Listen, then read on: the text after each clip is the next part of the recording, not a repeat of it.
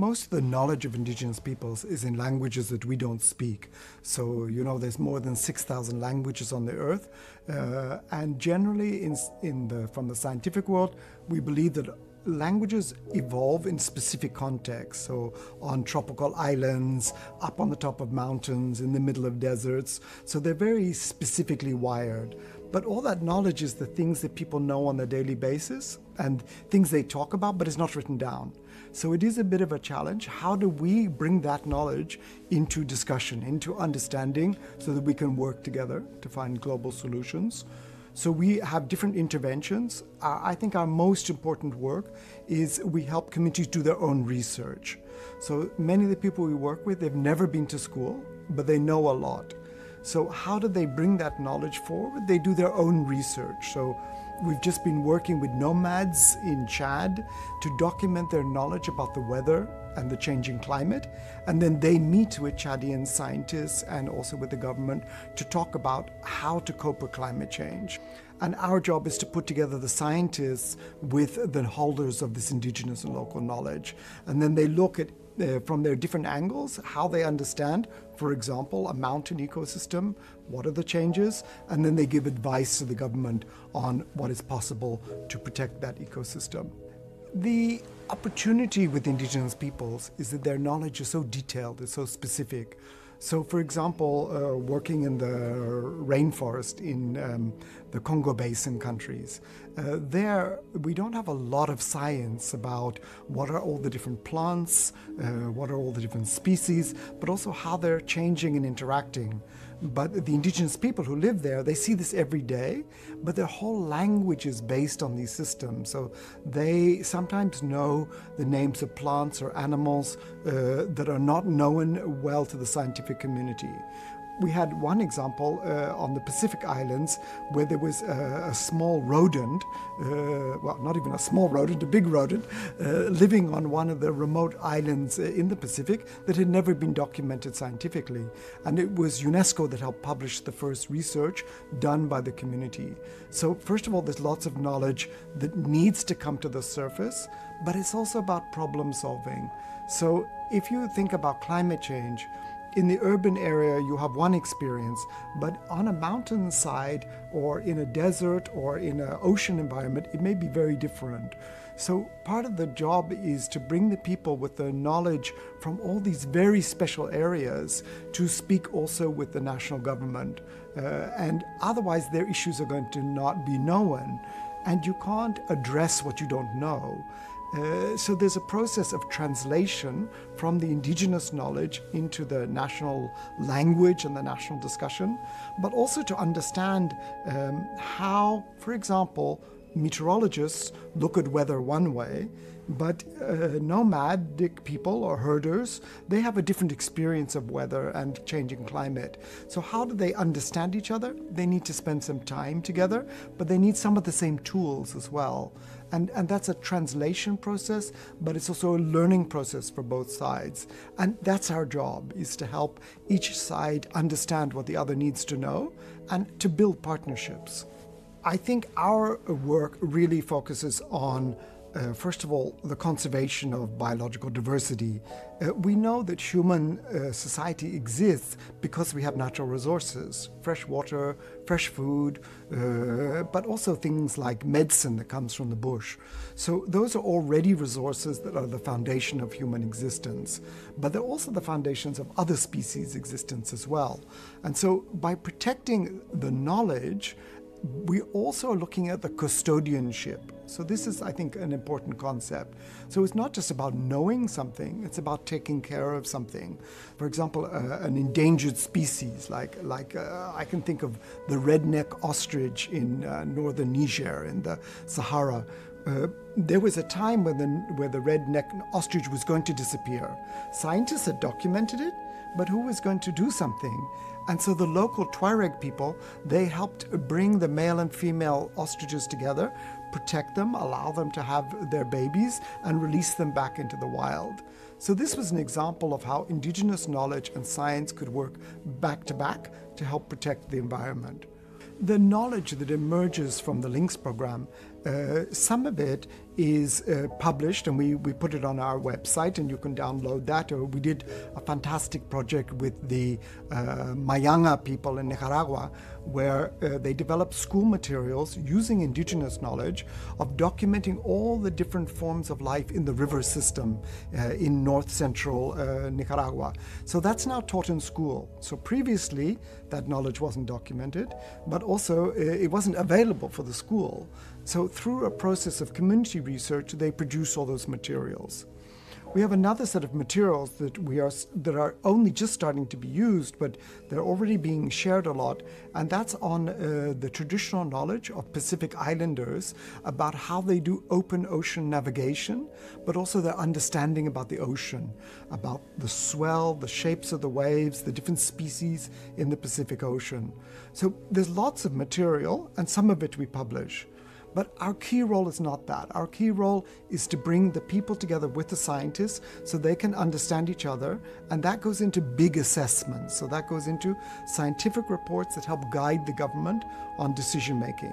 So we do that through the Intergovernmental Platform on Biodiversity and Ecosystem Services, a very long name, IPBES, but IPBES provides key reports to the international community on the changes in biodiversity. We're very excited that the UN has launched the International Decade on Indigenous Languages, and very proud that UNESCO is the lead agency to help that process.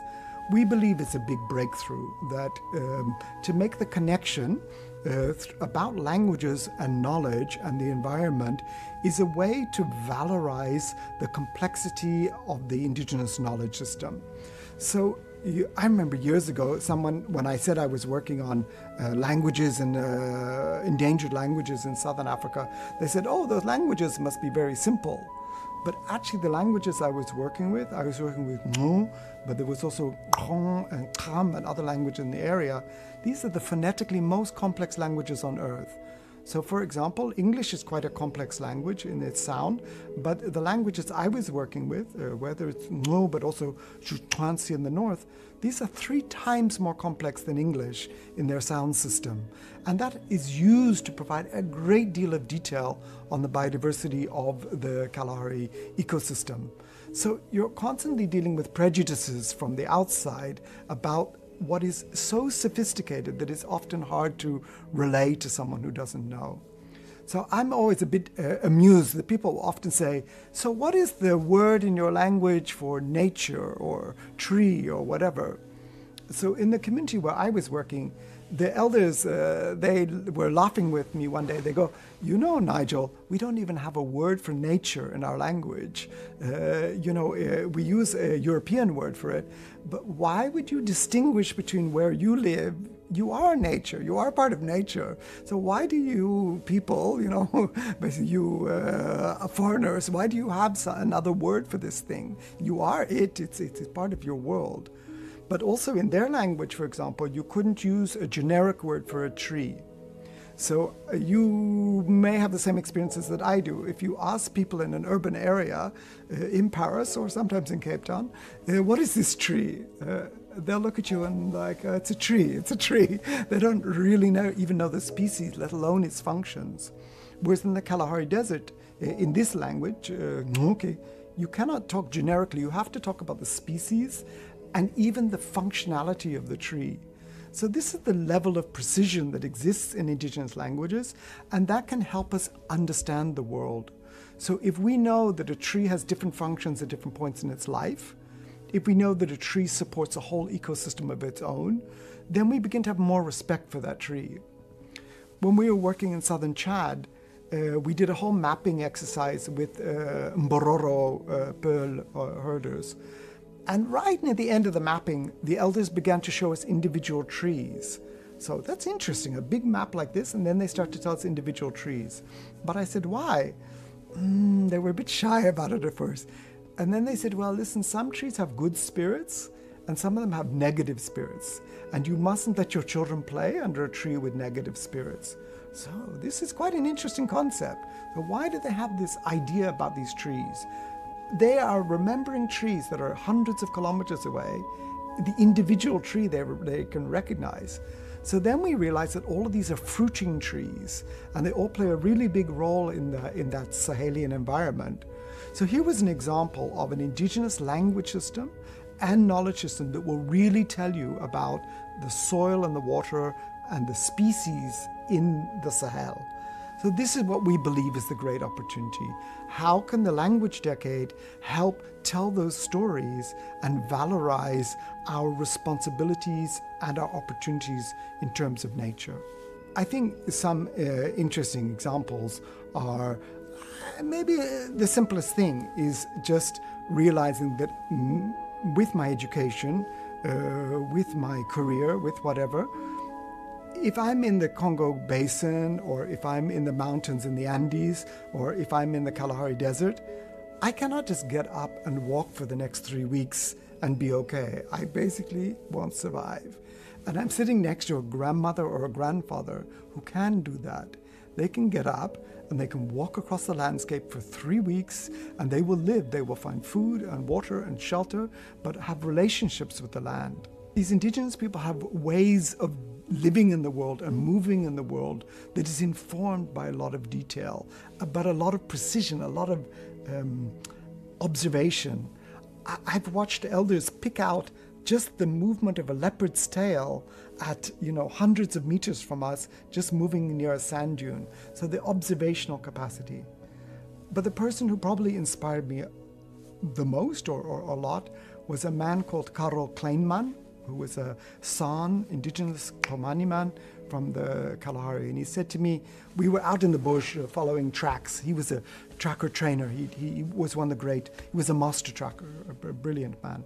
And he said to me, Nigel, everything that can do you good and everything that can do you harm has already left a mark. But it's up to you if your eyes are open and you can read the sign. And I realized that he was telling me probably one of the most important lessons in my life. So it's about the skill to observe, about the ability to be quiet and let the facts speak to you. But also there's another thing, and every indigenous group I've ever met, I see this with them. It's expertise, it's knowledge, but it's also understanding. There's a feel for what is happening. So if there's something dangerous, people feel it before it happens. They have a sense that there's something going on.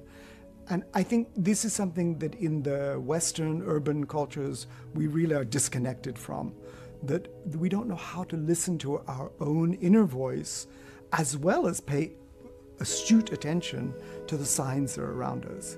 So what I learned from Karl Kleinman was open your eyes, be quiet sometimes, and pay attention, and you can figure out which path you need to be on. The challenge is that in dealing with climate change, biodiversity loss, ecosystems, conservation of the environment, you need the detail. You need to know the local. So I'll give you an example. A lot of what meteorologists are able to produce is not really usable for people in Africa or Asia or the Pacific or other parts of the world. It's not that it's not valuable science, but it's too general. The scale is not the right scale. And we experience this a lot in the LINKS program, in the dialogue between nomadic herders and meteorologists. Meteorologists could tell you very generally what was going to happen. They were using, like, for example, sea surface temperatures. So they're using sea surface temperatures from the Pacific Ocean to tell you what the weather will be like in Africa. But the precision is low. It's useful, but it's low. Whereas we found that the pastoralists, we worked at 6 different sites in Africa. The pastoralists had generated more than 1,000 indicators to observe weather changes and climate patterns. And that included the insects, the birds, the flowering of trees, the movement of different species. They had so many details, how the sky looks at night, the changes of the moon. You can call some of that cultural or mythological or magical, but there was a method that was very precise in it. So when we finally got the meteorologists and the pastoralists together in East Africa, what the meteorologists said to us is, we don't understand microclimates. We know for sure there are microclimates in East Africa, but we don't have the scale to tell us that. And the pastoralists are like laughing. They're like, we live there. We know exactly why there's a microclimate. We can tell you where and why. But what we also realized is we had pastoralists, Maasai pastoralists from Tanzania. In their language, they have words for all the different cloud patterns and all the different rain patterns. They're out there in the veld, in the bush every day for their whole life long. So for 4 years, the Tanzanian pastoralists realized a certain cloud pattern that should form had not formed. So that was technically very important for the meteorologists. But then we realized that the Maasai way of understanding weather patterns stretched all the way from southern Tanzania right onto the border of Ethiopia. So we were not talking about a small area, and the linguistic system linked that together. If you look at a language like Inuktitut, the language of the Inuit, it spreads all the way from Alaska right to Greenland, and people can, even though they speak different variants, they can actually understand each other.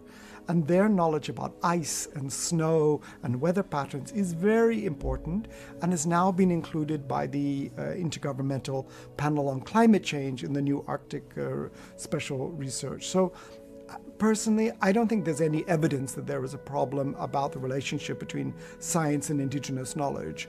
They work at different scales for different purposes, but they're very complementary. So our question is just how to make that work. So we do know, sometimes indigenous people say, this tree is my ancestor, or this tree is sacred to my family, or my umbilical cord is buried here. I think scientists can understand that. I think scientists can say that you could have a love so profound for a tree that you feel it is part of your family. If that doesn't make sense to you in science, don't worry about that. You know, let people have their value systems, because it's all about life. It's all about wanting the world to be well. We come from different historical experiences. We speak different languages. We have power differential. Let's be realistic about that. The future of this planet is protect biological diversity through cultural diversity. Let us work together. The complexity is what makes us wonderful and makes the whole thing work. I gave the example that a grandmother in the Kalahari said to me, one of her community people said to her, grandmother, what do we need for our sustainability? And she said,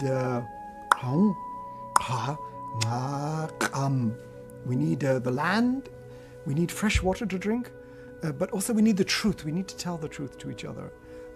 And sometimes it's difficult to hear that. But then later the grandmother said, you know what, we also need the idea we need solidarity, we need to care for each other. And this is probably the most difficult thing, is all indigenous cultures I've ever come across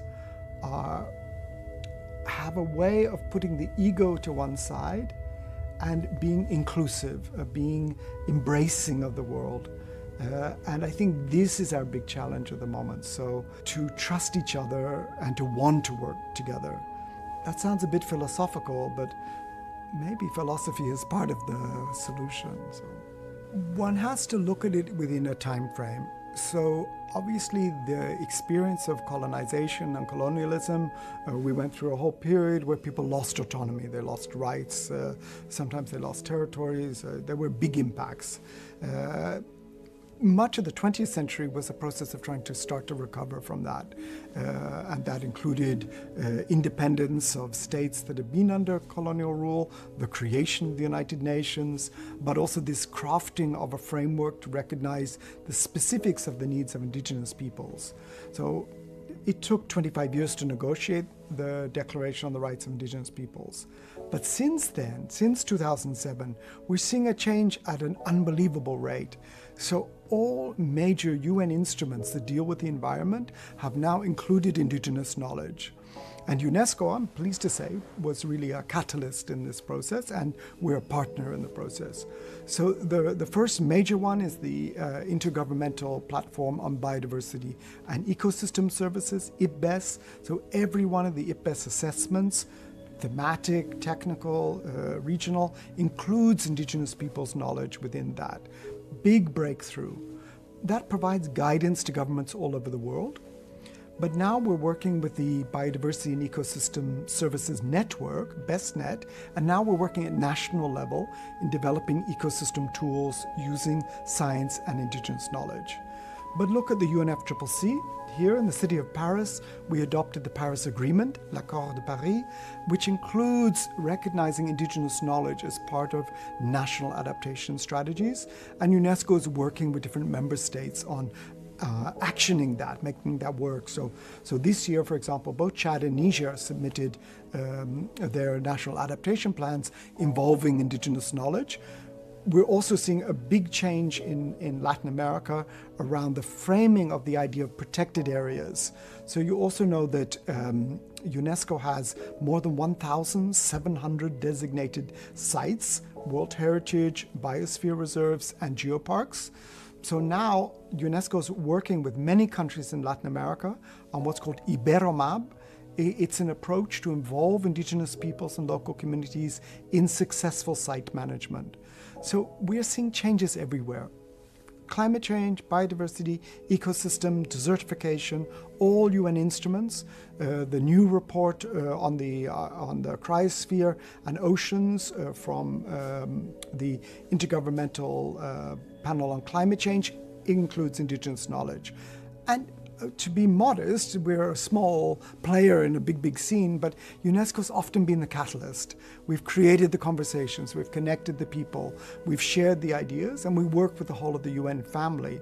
So if you ask me, the change is radical, it's quick, it's important, and it's global. So many countries that even had some, complex relationships with indigenous people, now they're looking at new partnerships on water, on the environment, on climate. And I think we should be optimistic. I think we should say the change is now. We are part of the change. And to inspire people who are partnered with UNESCO to be actors in that process, to come forward, get involved, whether you're a scientist or a policymaker or a local knowledge holder, or whether you're indigenous people, UNESCO is a place where we can help you connect and help have an impact.